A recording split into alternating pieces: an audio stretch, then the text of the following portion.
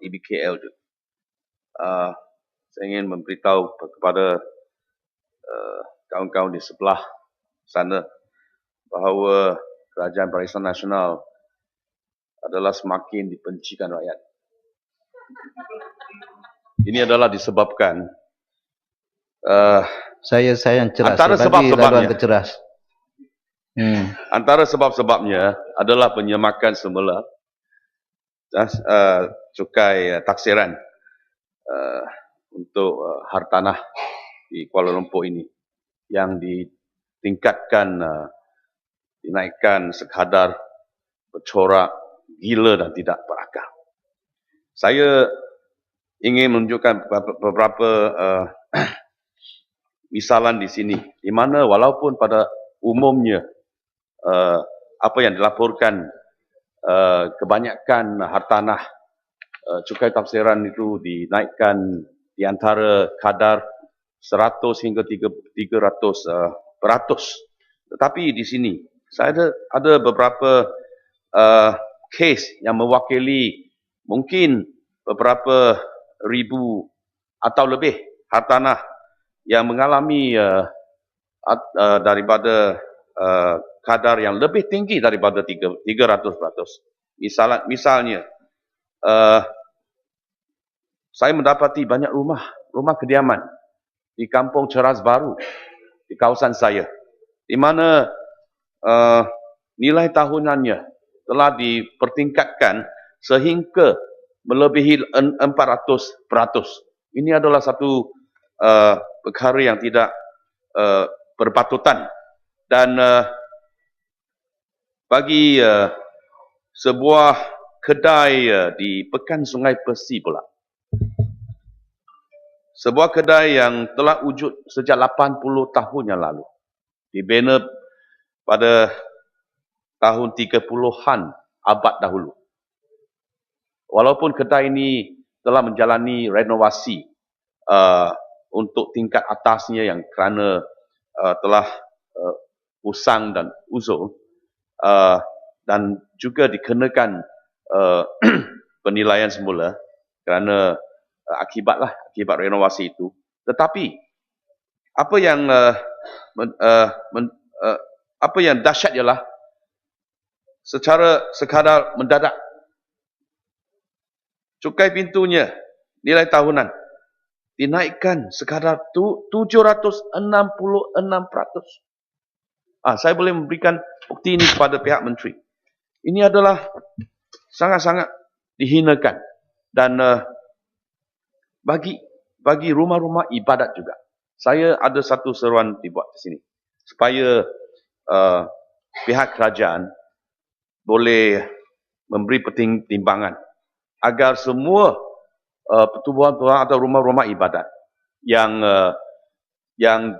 telah didaftarkan dan sebagai rumah ibadat yang tulen harusnya dikecualikan cukai pintu kerana tempat-tempat ini adalah tempat yang bukan untuk kediaman ataupun untuk komersial. Perkara rumah-rumah yang hartanah benda yang lain, hartanah yang lainnya harus dipertimbangkan semula, dan saya berharap supaya cukai tafsiran mereka dikecualikan. Dikecualikan keseluruhannya adalah rumah-rumah yang diklasifikasikan sebagai rumah kos rendah. Tuan, betul. Apa yang menghairankan saya, mengejutkan saya, ialah rumah-rumah yang kos rendah yang diduduki oleh keluarga-keluarga dengan pendapatan yang rendah dikenakan kenaikan cukai tafsiran juga di antara 200 hingga 270%. Misalnya di rumah pangsa yang dibina di BKL di Jalan Lok Yu, kenaikannya 200%. Rumah PPR di mana unit-unit yang telah dijualkan kepada penyewa juga 200%. Dan ada sebuah rumah kos rendah. Kenaikannya 267%. Kesemua kadar ini adalah tidak boleh diterimakan. Dan saya harap pengecualian ke atas rumah ini dapat diberikan. Dan Datuk Yang Ketua, tidak boleh dielakkan angkapan ramai penduduk di Kuala Lumpur merasakan bahawa perbuatan oleh DPKL kali ini menyemak semula nilai tahunan harta benda adalah ada mempunyai motif politik, niat jahat.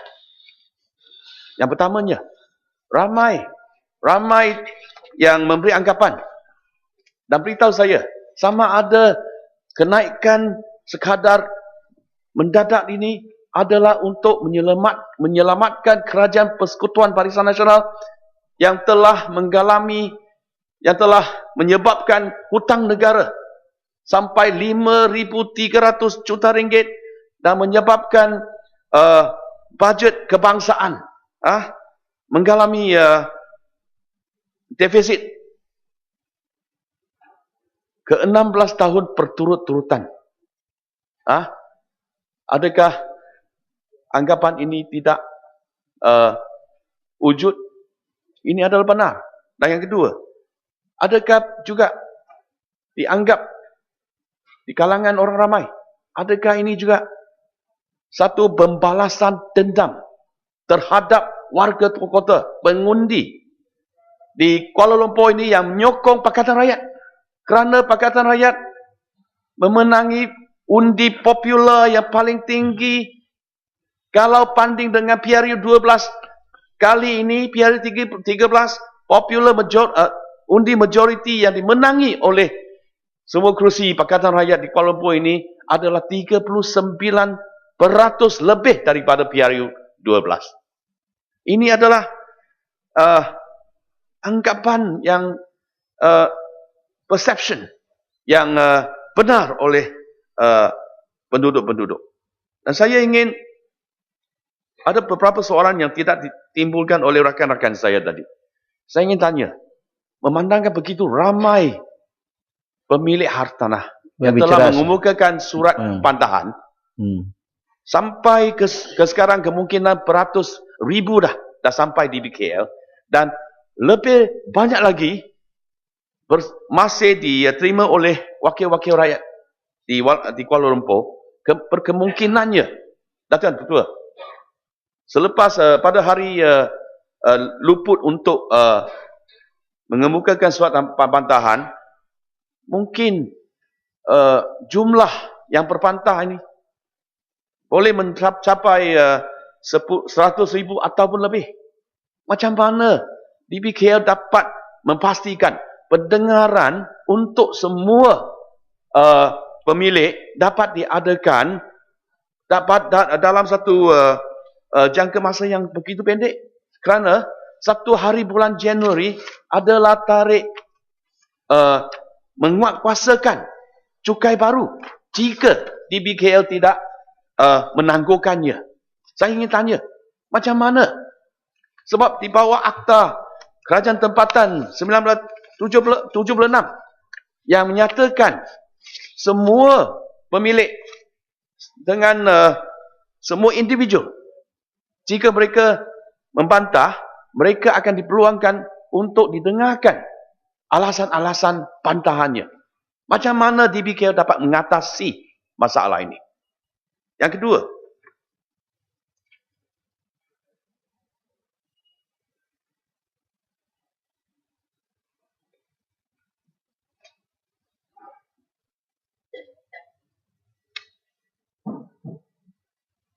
saya cuma nak tambah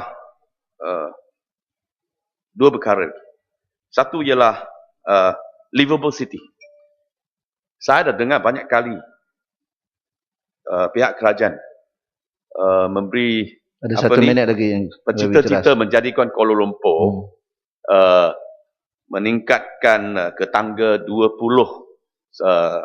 dalam indeks livable city. livable city yang sekarang kita adalah di kebelakangan di tangka 77. Macam mana dapat DBKL atau pihak kerajaan, kementerian supaya memastikan janji itu dapat dipatuhi. Dan satu perkara lagi ialah mengenai pengharaman penyembelihan ayam itik di pasar-pasar di Kuala Lumpur ini dan di seluruh negara. Dan berhubung dengan pembinaan pusat penyembelihan ayam itik di Kuala Lumpur ini, saya ingin tanya, apakah perkembangan mengenai isu ini dan memandangkan DBKL sudah mengeluarkan satu notis umum kepada semua penjaja-penjaja yang menyembelih ayam itik. 1 minit saja. Saya tak ada kuasa tambah, Yang Berhormat. Tetapi pusat ini belum disediakan lagi. Kemungkinan memerlukan masa sekurang-kurangnya 2 sampai 3 atau lebih. Maka saya harap notis yang mengharamkan penyembelihan ini yang akan... 1 minit. Baiklah. Notis ini dapat ditarik balik dan tidak akan diedarkan lagi sehingga pembinaan pusat itu dapat menjadikan satu realiti. Sekian. Terima kasih. Baiklah, Yang Berhormat, ke majlis bersidang dalam majlis dan